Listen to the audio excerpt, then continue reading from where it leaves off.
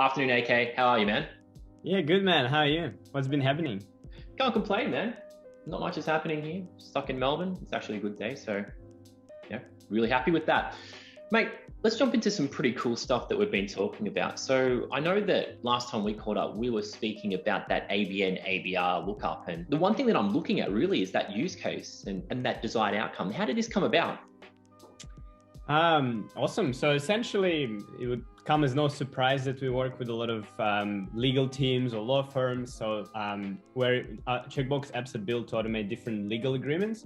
Yep. And as you might know, when you have a contractual agreement, you're dealing with another party, and you need to provide some of their sort of formal details, like their ABN, their official registered names, and the state in which they were registered and things like this. Yep. So as you can imagine, you know, for someone, as they're going through this information, they usually need to either go to an external website like Australian Business Register, type in the name, sift through all of the options, find the right one, copy paste all of the information. Yep. And as you deal with a lot of different documents, it adds up.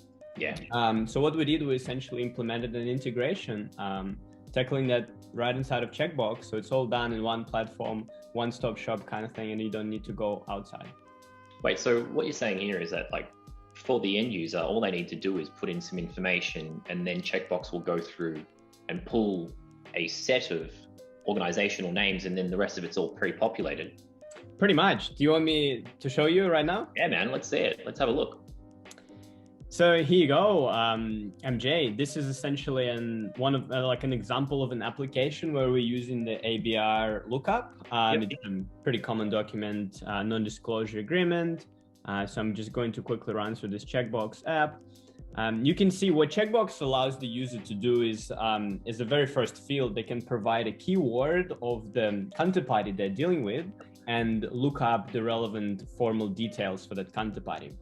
And so I know you are a big fan of McDonald's food. I'm going to guilt trip you here a little bit. So let's actually check out the McDonald's ABNs.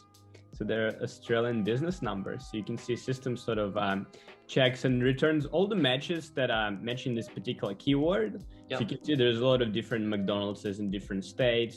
And so the user can pick the right one. Cool. If I was to change this, for example, to something like Checkbox, we get pretty much the same thing. So, right, if they change their mind, if they don't find the right one, they can add additional keywords and get the right list of companies. And as they pick one, all the relevant information is pre-populated. Not the right checkbox, but you get the gist. Absolutely. And I mean, it's not something that's just smoke and mirrors here. It's actually, we're using the APIs to go to the ABR website, pull the appropriate information, then pre-populate it back into the checkbox form. So really what we're thinking about here is the fact that our end users aren't having to go through and duplicate work. They're not having to put in different pieces of information. It's more so grab it and let the system automatically populate all those other details. Is that correct? Exactly right. Exactly right. That's some pretty powerful stuff there. And obviously the fact of trying to eliminate the double handling of information and also having to put in additional things, that's really powerful indeed, man. Anything else that you want to show me, man? Maybe just what I can quickly show you is sort of how it works under the hood.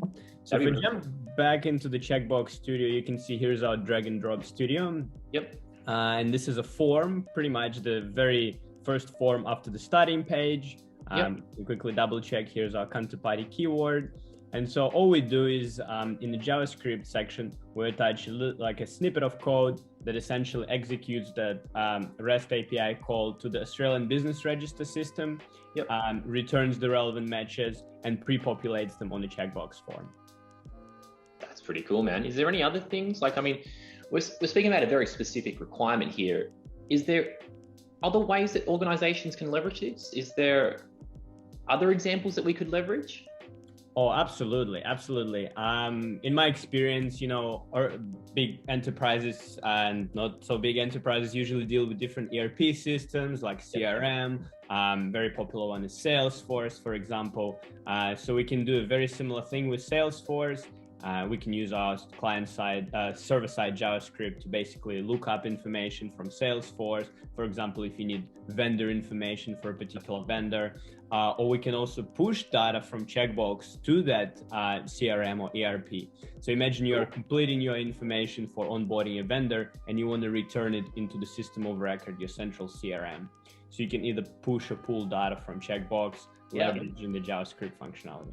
That's cool. So it's not just a one-way street. We can actually gather information and we can write information back. So it's almost to the point that we don't have to have additional capabilities or people going to the system of record and writing that information. More so the automation and the Checkbox Studio will go through and do it for us.